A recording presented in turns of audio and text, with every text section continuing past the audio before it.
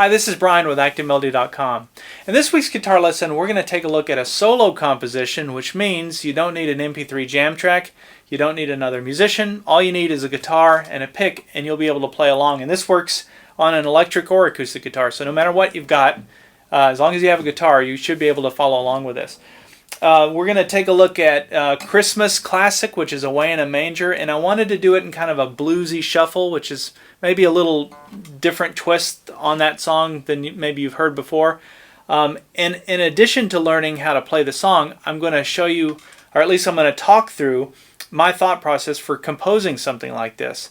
I've got that intertwined throughout the lesson. I get emails all the time from people asking, how do you, if I know a melody, how do I create a solo guitar composition? So hopefully you'll be able to do that, or at least understand it by the end of this lesson. So this gives you plenty of time to work it up before Christmas, and you can perform it or do whatever you want with it.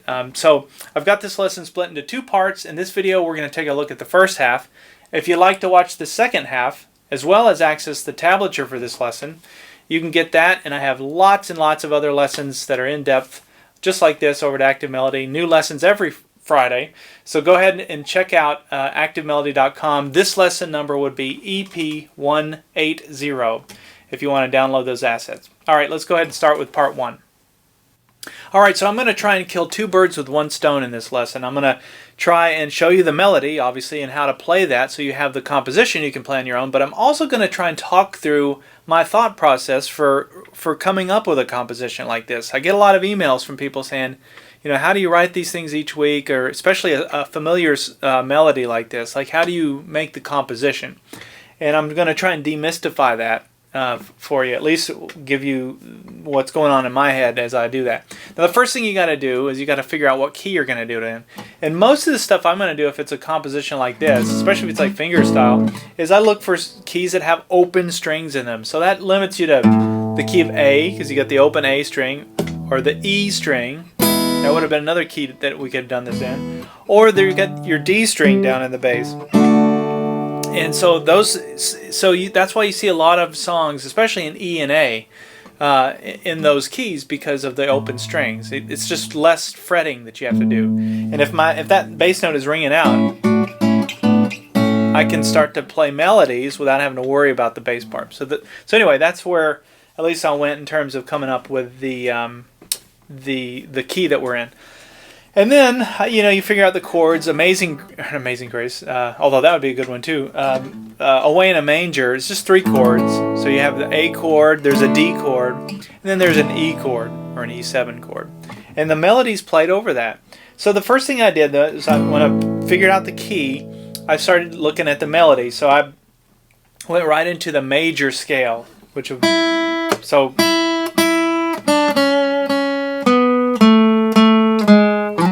it just walks right down the major scale. And so then I start thinking, well, how can I do that and play the chords? I mean, if it's just me by myself. So I could have done it this way.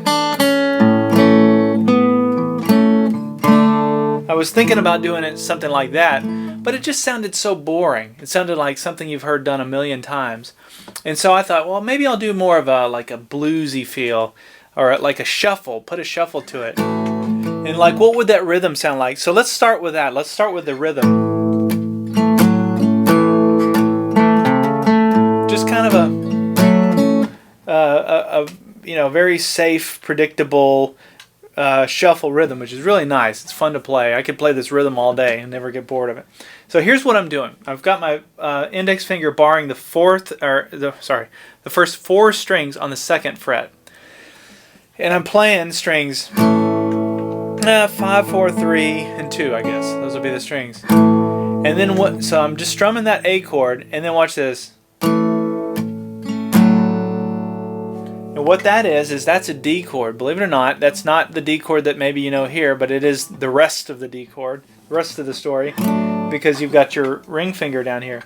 So if you'll look at what I've done, I kept the bar in place. I put my middle finger down on the 3rd fret, 2nd string. Well, there's your D chord, right? And then I take my ring finger and put it down on the 4th fret, 4th string.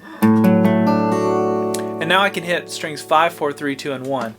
Well, that's a really nice, the reason I'm showing you that is because that, you got your A chord and then your D chord.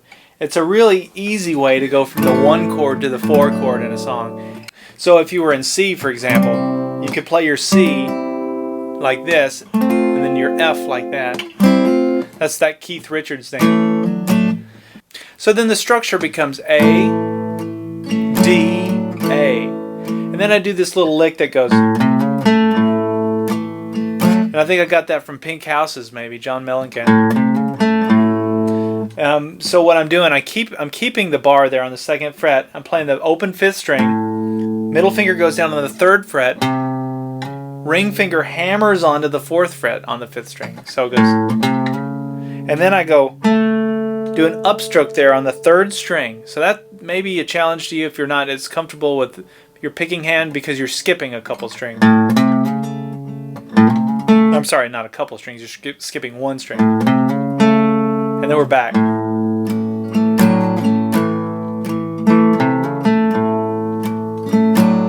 that's the feel. And so I played through that once just to kind of establish something. And you wouldn't have any clue that that's going to be Away in a Manger when you first hear it. It just sounds like some kind of, blues song. And you actually don't recognize the melody until it gets into it a little bit. Maybe right about there you go, oh, it's Away in a Manger, I got it. But you wouldn't recognize it up until then. And I like that. I think that just kind of keeps it fun. Okay, so that's the intro part, the shuffle. So once I got the feel, then this didn't make sense anymore. Playing it that way. So I thought, well, okay, so what if I played... And I realized, oh, wait a minute, I got this E string that's ringing out too. Another string I can take advantage of. See, look what you have right there. So you can just walk right down the major scale, but you can also hit the E note, that open E note, and it harmonizes. And that's what I'm doing. And I use that all the time when I'm playing lead, for example. If you ever want to fatten up your solo, look for those open strings and try and double them up. Helter Skelter by the Beatles. Same kind of thing, right? Okay, so now that's how I'm going to play the melody, then I realize I'm going to start it up here. So I look for my A chord up here. So I have an A down here, and I apologize I don't have the fret markers, but this is the 5th fret. So if you're making an A bar chord, where I'm barring is the 5th fret. So if that's a A chord, I don't have to play it that way. I can just take the middle notes out of it. So I've got my index finger on the 5th fret, 2nd string. I've got my middle finger, did I say index there? Middle finger is on the 6th fret, 3rd string. And then my ring finger is on the 7th fret, 4th string. And then I'm going to play strings 5, 4, 3, 2, and 1. Now, 2 and 1 are the same notes. They're both E notes. But look how nicely that starts the song. So I can play do an upstroke there in the 1, and then brush the whole chord, and that is going to ring out through the rest of this as I go.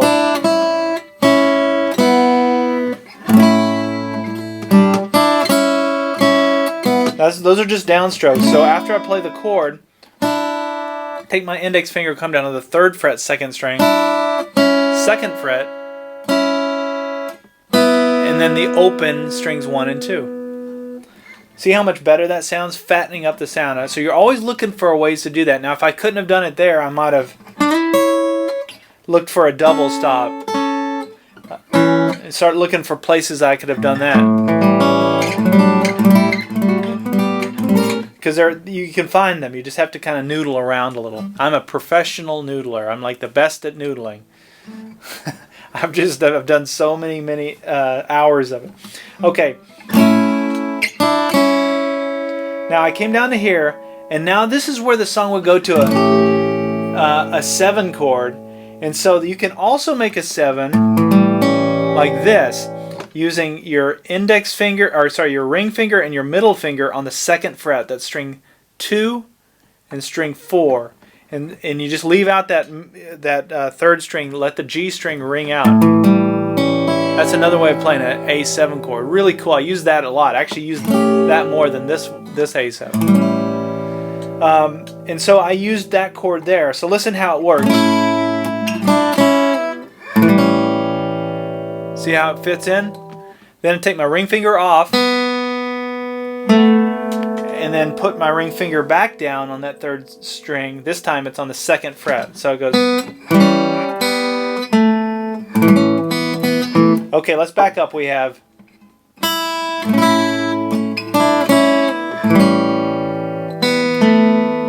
okay, and so it's starting to make sense. So now we go to the D chord, and I was looking at options. I can play D chord up here. But I want to get the sound I had in my head was that. I love that clash there where you've got the D note ringing out. And then you've got this kind of it sounds like a bizarre chord. I use this chord all the time if I'm playing a D. So here's how I'm making the D chord. I'm not making a full chord. It's more of a sus chord, I guess. So I've got my middle finger off. So make a D chord, take your middle finger off, because you're not going to hit that 1 string anyway. And you're going to hit strings 4, 3, and 2. And then take your index finger, keep your ring finger where it is. Index finger goes down to the 1st fret, 3rd string. So it goes. And then I took my middle finger and I slid from the 2nd fret to the 4th fret on the 4th string. So it goes just that one note, and then we played the A chord like this. So now the thought process there was just following the melody. I knew that's what I had to play, and so I worked that out. Well, I know you got the D chord right in the middle of that, so how can I keep that the best I can? Well, I can keep it for those two, but I have to lose it at this point. So there's no chord happening there. But it's just one note, so you can get away with that. So you can fudge it a little bit.